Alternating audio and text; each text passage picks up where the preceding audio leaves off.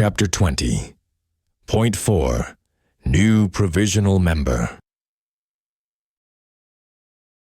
"All right, this concludes our business," Richard said as he tucked away the crystal. "It will take us a few days before we set out, so you should get friendly with the rest of the members." "I'll do my best," Heron replied. "You oughta.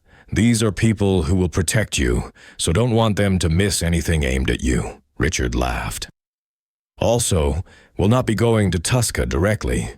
We will be doing a few missions. I hope this is fine with you." "Yes, I assumed that would be the case. But I'd like by the end of the next cycle to cross Tusca's border." "That is a reasonable demand. If you prove yourself, consider it a deal. Now shall we get back?" On their way back, Richard was driving slower, and while still noisy, they could have had a conversation.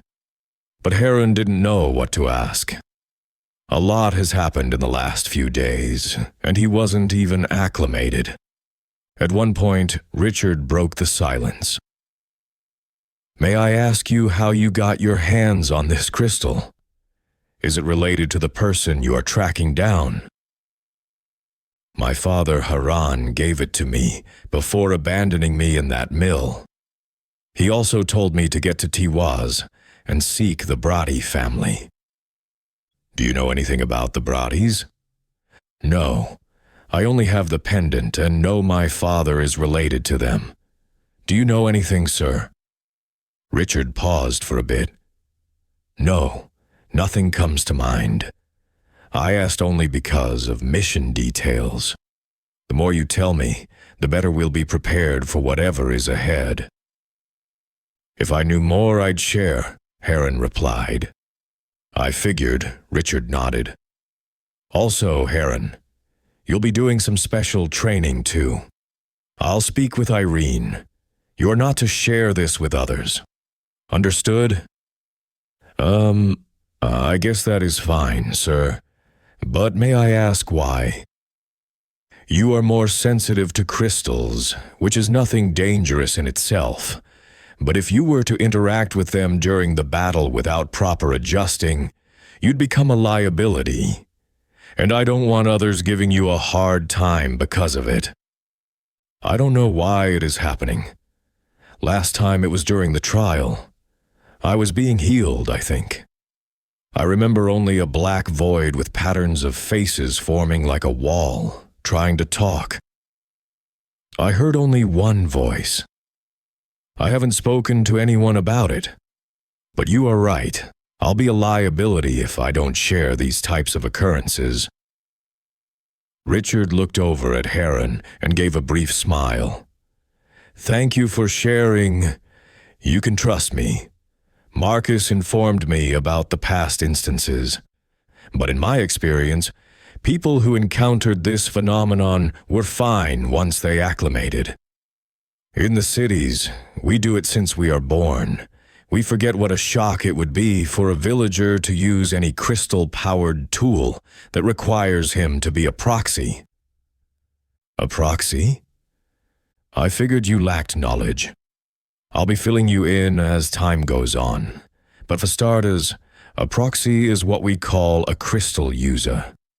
The most common case is that you use the catalyst to direct your thoughts into crystal, and then it converts them into a command. Some just need any spark like the blower to know you want to turn it on and off. But for others, you need to focus on how they should work.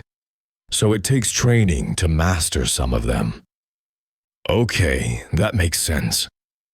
They continued to drive in silence, and they arrived at the gates as the day was switching to night. Richard drove Heron in front of the tavern.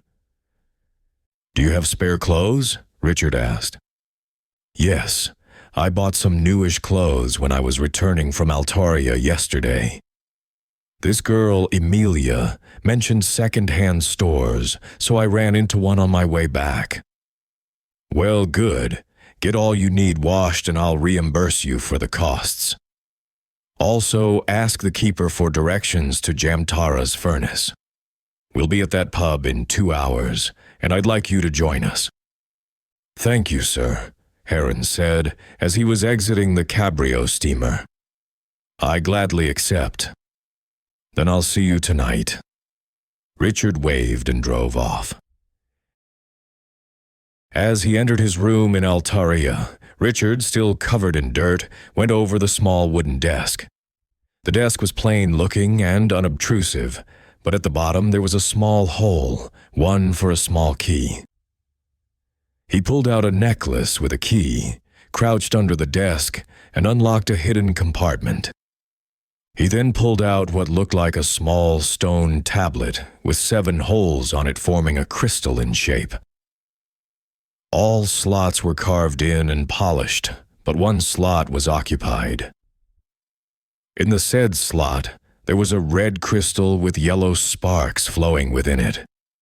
Richard pulled out the pouch he had got from Heron. He went over to a cabinet, and after a bit of searching, between what were his clothes, he found a pair of gloves.